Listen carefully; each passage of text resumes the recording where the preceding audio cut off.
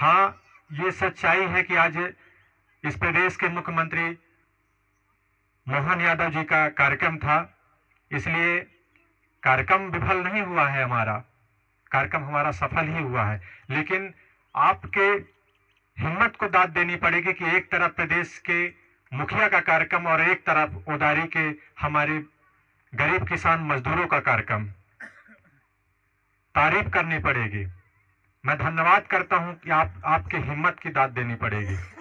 जिस तरह से आप लोगों ने हिम्मत सजाया है, इतनी हिम्मत व्यवहारी विधानसभा में बहुत सारे दल हैं जिनकी कभी सरकार रही होगी, उनकी इतनी हिम्मत नहीं हुई कि प्रदेश के मुखिया के कार्यक्रम के सामने अपना कार्यक्रम कर सके। लेकिन मैं देखा आपके कार्यक्रम को, आपके जज्बे को सलाम करता हूं।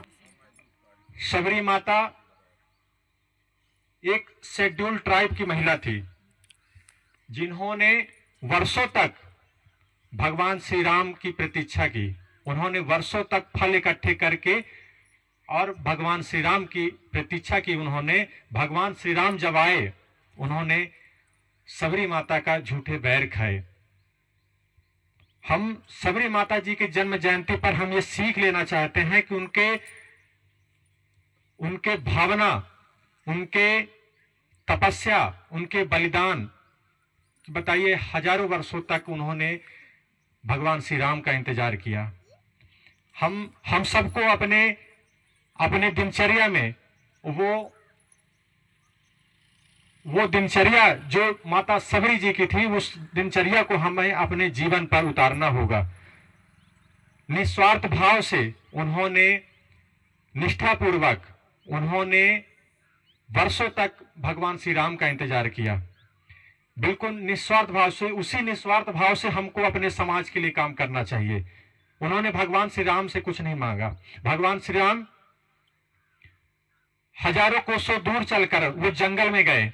एक वनवासिनी, एक शेड्यूल्ड ट्राइब की महिला जो झोपड़ी में थी, एक अशिक्षित महिला, उससे ज्ञान लेने के लिए गए थे, जबकि उनके पास खुद इतना ज्ञान था। वो एक बुद्धिजीवी व्यक्ति थे, फिर भी उन्होंने एक अशिक्षित महिला जो वनवास में रहती थी, उसके झोपड़ी में ज्ञान लेने के लिए गए।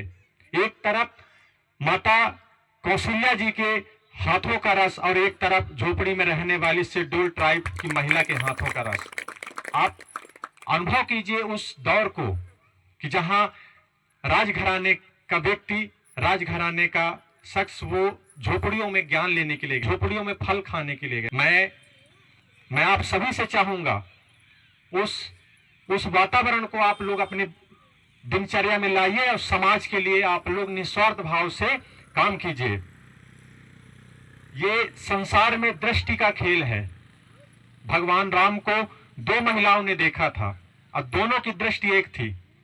महिला दो थे, लेकिन दृष्टि एक थी, और एक तरफ भगवान श्री राम। लेकिन दोनों में फर्क क्या था?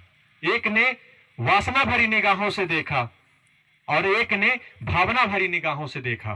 वासना भरी निगाहों से जिस महिला ने देखा, वो आज तक रामलीला मैदान में उसका नाक काटा जाता है, और एक ने भावना भरी निगाहों से देखा तो वो माता कौशल्या की तरह माता कहलाई।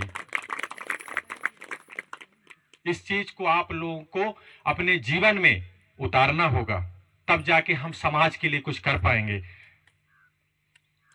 माता सबरी एक शेड्यूल्ड ट्राइब की महिला थी, एक आदिवासी समाज की महिला थी, एक भिलनी थी, झोपड़ी में रहती थी। आज हमारे पास सारे संसाधन हैं, सारी चीजें हैं हमारे पास, फिर भी हम लोग समाज के लिए कुछ नहीं कर पा रहे हैं। हमें उस चीज को अनुभव करना होगा।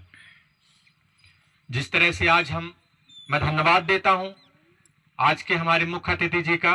वो आज कई दिनों से लगातार प्रदेश का दौरा कर रहे हैं, लगातार गोंडवाना आंदोलन चल रहा है। आज अनूपपुर, तो कल बैढ़न, कल सिंगरौली, कल जबलपुर, तमाम क्षेत्रों में, अभी बीच में सिलवानी, रायसेन कहीं गए थे। फिर भी मेरे आग्रह पर, आप सबके आग्रह पर वो इस कार्यक्रम में आए। बिल्कुल मैं ये मानता हूं कि जिस तरह से माता सबरी ने निस्वार्थ भाव से भगवान श्री राम की सेवा की, क्या वो नहीं चाहते थे कि हम भगवान श्री राम से कुछ मांगे? वो मांग सकती थी, और वो दे सकते थे। भगवान श्री राम खुद एक बुद्धिजीवी थे, फिर भी वो सबरी माता से कहे, हे माता हमको एक रास्ता बताइए। फिर भी माता ने कहा कि हे लाल, तू जानता तो सब कुछ है, फिर भी मेरे से पूछ रहा है, पर चलिए पूछ रहा है तो बता देती हूं तेरे को कि यहां से दूर एक हैंडपंप का सरोवर है, वहां पर सुग्रीव मिलेंगे, उससे दोस्ती कर लेना, बहू का पता मिल जाएगा।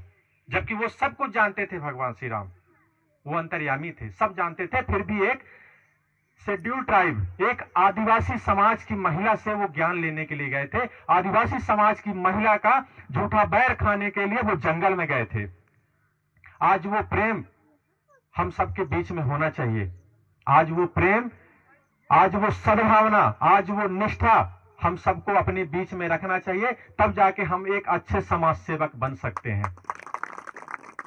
नेता तो आप बहुत देखेंगे व्यवहारी विधानसभा में, लेकिन ये निष्ठापूर्वक आपको अपने समाज में ही नेता तैयार करना होगा, तब जाके इस समाज की भलाई होगी। मैं धन्यवाद देता हूं आज के मुख्य अतिथि जी का। आप लगातार दौरा करने के बावजूद भी रात में कल आंदोलन था बैढ़न में, आप वहां रुके और हमारे आग्रह पर आप वहां से चलकर यहां आए हुए हैं। मैं आपका पुनः धन्यवाद करता हूं। समस्याओं से आज हम लोग गुजरे हैं, मैं उसका व्याख्यान करना चाहता हूं आप सबसे। आज प्रदेश के मुख्यमंत्री माननीय मोहन यादव जी का कार्यक्रम जयसी नगर किसी गांव में था, गंधिया करके कोई गांव में था, लेकिन सोचिए यहाँ की तानाशाही। हमारा कार्यक्रम तो उदारी में है, उनका कार्यक्रम जयसी नगर में, हमारे कार्यक्रम से उनका कार्यक्रम कोई प्रभाव नहीं पड़ने वाला है, ना ही हमारे कार्यक्रम से कोई लॉ एंड ऑर्डर खराब होने वाली है, ऐसा कुछ नहीं होने वाला था। फिर भी सोचिए यहाँ के तानाशाह सरकार, यहाँ के तानाशाह प्रशासन, वो सुबह 6 बजे